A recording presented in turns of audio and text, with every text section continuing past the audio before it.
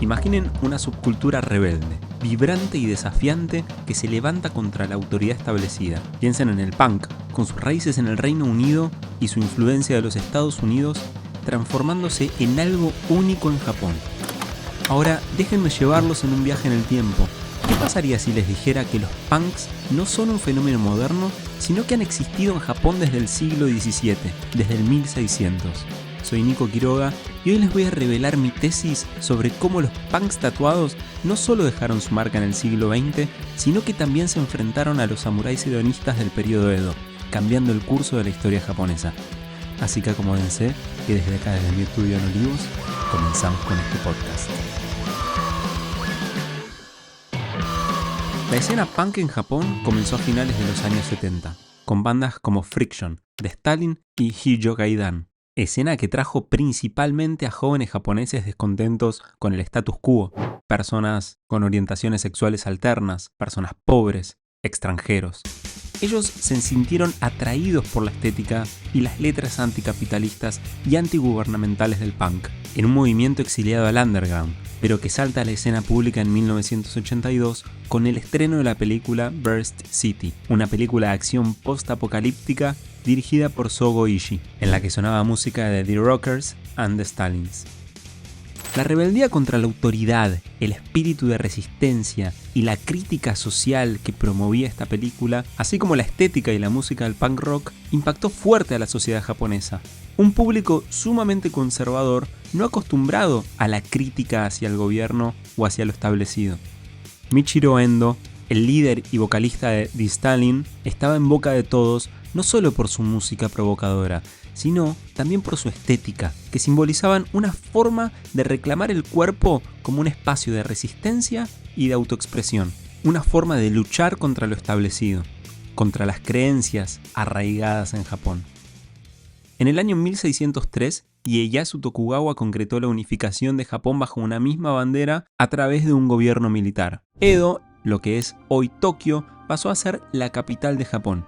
Fue una época de rígidas normas sociales y una estructura jerárquica muy estricta, inspirada en el confucianismo, que logró sostenerse durante 265 años.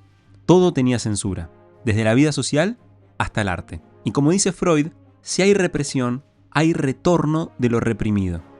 Y la respuesta a tanta opresión no se hizo esperar. Surgieron los barrios del placer, lugares donde se vivían los placeres de la vida de manera fugaz, como una flor de cerezo que cae. En ese contexto que muchos filósofos de la época llamaron ukiyo, es decir, mundo flotante, ese mundo en el que las normas son tan estables que hace que la vida de la gente sea totalmente inestable y que tenga mucho malestar, surge la novela china Suikoden, o en chino Yu Hu Zuan.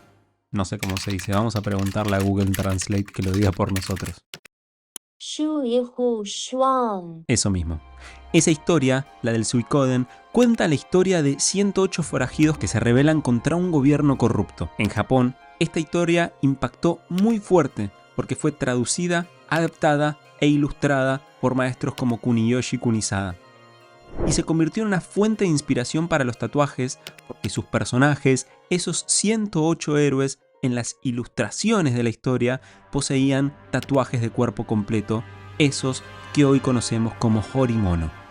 Al igual que los punks de los años 70, este acto de los 108 héroes de tatuarse todo el cuerpo era una forma de reclamar el cuerpo como un espacio de resistencia y autoexpresión.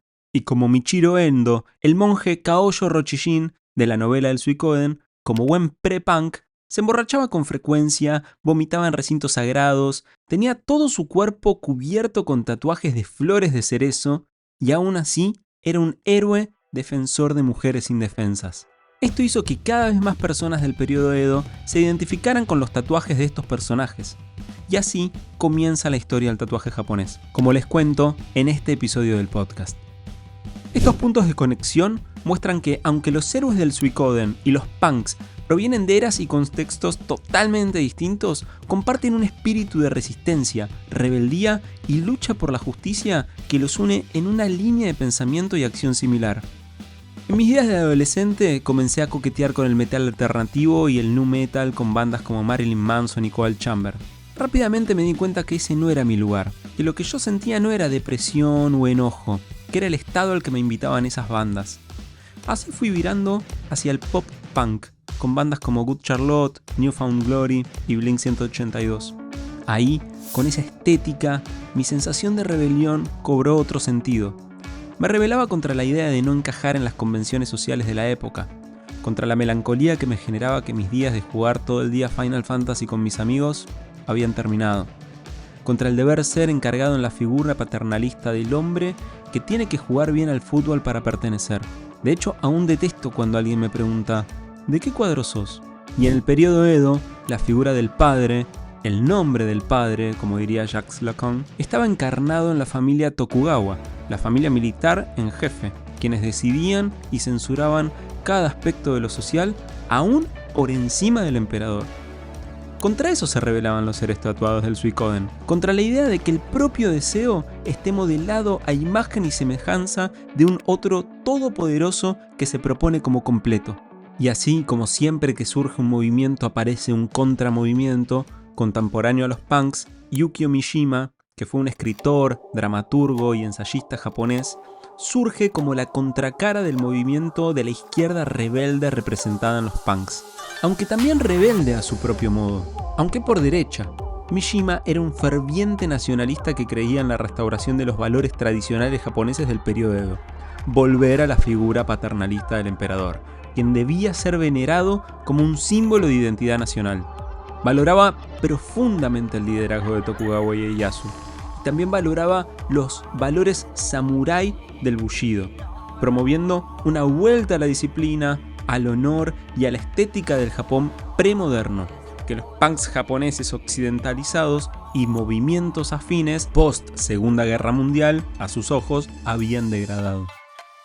El problema radica en que los samuráis del periodo Edo, con el cese de las guerras feudales, adoptaron un estilo de vida más centrado en el placer y en el consumo, un estilo de vida más hedonista, alejándose de los valores espartanos y centrándose en el Bushido solo como una teoría filosófica, como cerrando los ojos para meditar sobre el honor antes de ir al burdel a beber sake y rendirse a los placeres.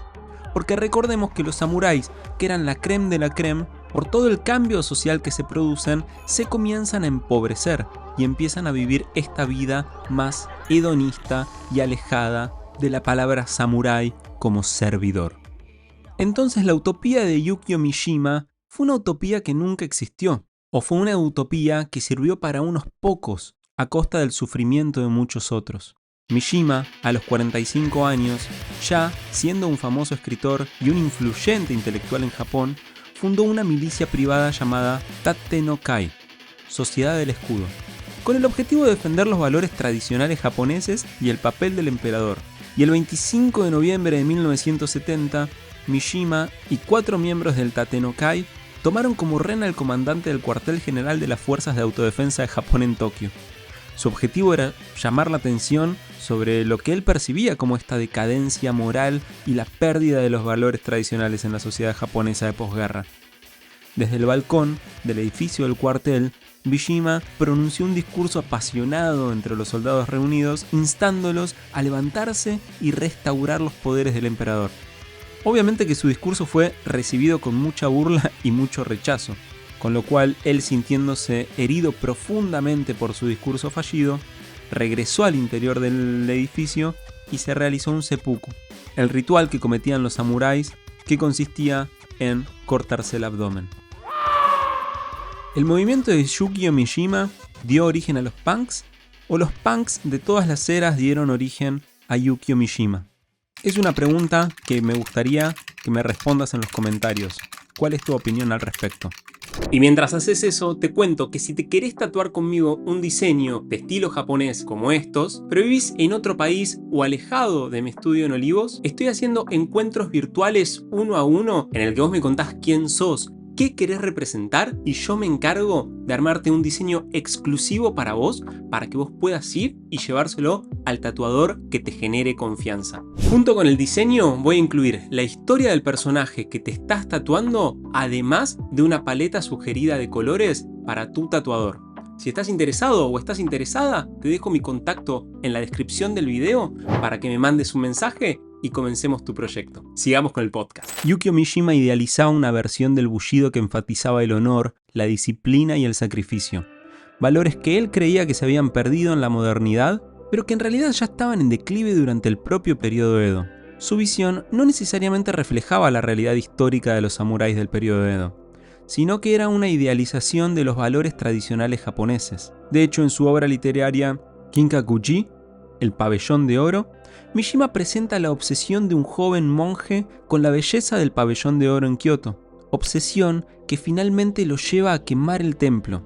Como dato de color, hoy día el templo está totalmente reconstruido y en el 2015 tuvimos con Dani la suerte de estar ahí. Pero esta obra representa muy bien lo que Mishima tiene adentro, porque él, por querer volver a unos días de gloria romántica que nunca existió, terminó quemando su propio discurso y consumiendo su vida en ese proceso.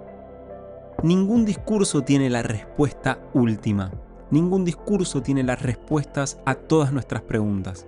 Por eso la cura, creo yo, es seguir cuestionando el status quo de los discursos en los que nos vamos involucrando, para no dejarlos que se conviertan en dogmas. El horimono, el tatuaje japonés, es lo que ha sobrevivido a punks tatuados y samuráis hedonistas a través del tiempo, porque la tensión real que genera entre lo simbólico e imaginario de cada bando genera un equilibrio.